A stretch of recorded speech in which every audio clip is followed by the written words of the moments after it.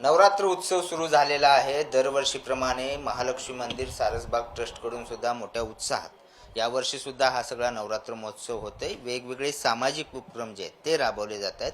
यावर्षी देशाचे पंतप्रधान नरेंद्र मोदी यांच्या स्टार्टअप इंडिया ही जी संकल्पना आहे, त्या संकल्पनेतून ज्या महिलांनी हे सगळे स्टार्टअप सुरू केलेत त्यांचा आज सत्कार करण्यात आला आहे.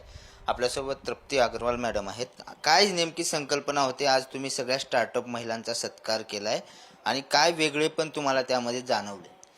नमस्कार, मी डॉक्टर तृप्ती भरत अग्रवाल, विश्वस्त श्री महालक्ष्मी मंदिर सारसबाग पुणे. असा हा कार्यक्रम खूप आगळा वेगळा कार्यक्रम होता. जनरली आता महिला बाहेर पडायला लागलेत आणि खूप बिझनेसमध्ये यायला सुरुवात झाली आहे. तर त्यांना एक मनोबल देण्यासाठी हे कार्यक्रमचा आम्ही निश्चित केलं आणि हे कार्यक्रम इथे पार पडलं. किती महिलांचा सत्कार केला आहे? किती स्टार्टअप यात सहभागी? 150हून जास्त महिलांचा इथे सत्कार झाला आहे आणि 150हून जास्त बिझनेस विमेन इथे होत्या आज, ज्यांचा आज आम्ही सत्कार केलाय. स्त्री शक्ती आहे. एखादी वेगळं काही दिसलं तुम्हाला या 150 महिलांमध्ये की इथून ही सगळी खरी शक्ती आहे? मला वाटतं प्रत्येक स्त्री याच्यात एक वेगळी शक्ती असते.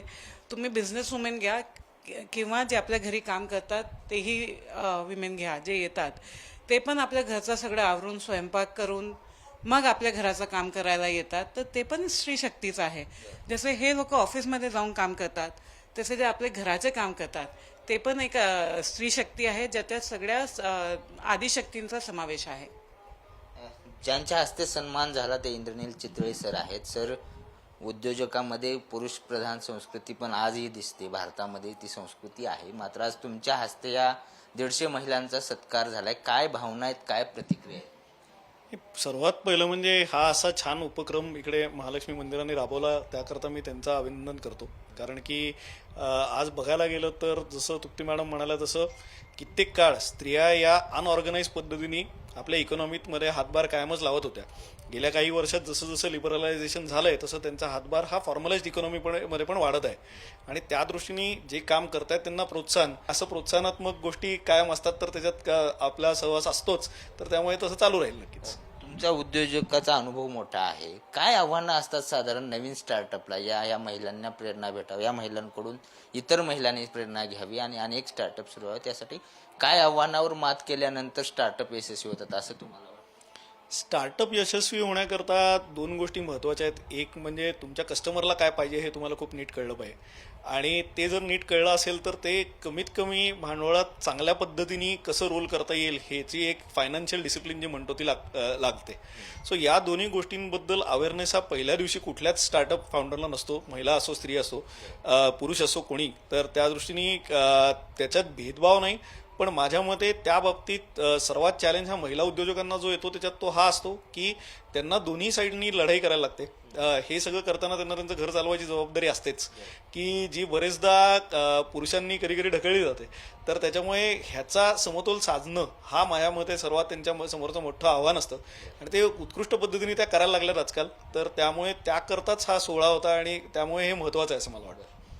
पंतप्रधान नरेंद्र मोदी यांनी एक स्वप्न पाहिले, तिसरी अर्थसत्ता होती. किती महत्वाचं योगदान आहे या सगळ्या स्टार्टअपचे, तुम्हाला काय वाटतं? माझ्या मते आत्ता आपण साधारण 3.5-4 ट्रिलियन डॉलरची इकॉनॉमी आहोत. आपल्याला 5 ट्रिलियन डॉलर इकॉनॉमी हे दशक संपायच्या आत व्हायचं आहे आणि ते करताना 10 ट्रिलियन डॉलरचं स्वप्न कुठेतरी आपण देश म्हणून पाहतोय.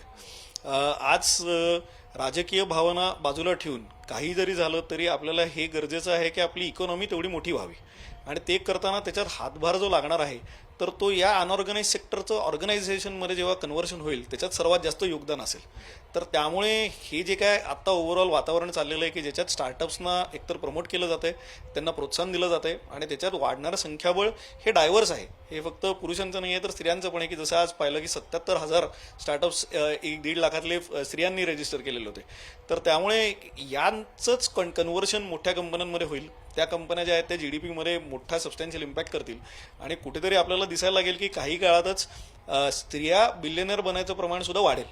तर त्यामुळे हे सगळं जेव्हा इकोसिस्टम चालायला लागेल तेव्हा नक्की आपण 10 ट्रिलियन डॉलर इकॉनॉमी होऊ असं मला वाटतं.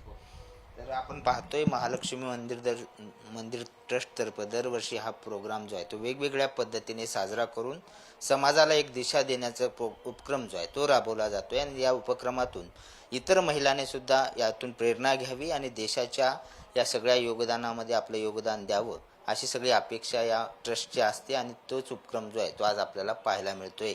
व्हिडिओ जर्नलिस्ट निखिल करंदीकरसह बालाजी पोद्दार, पुढारी न्यूज, पुणे.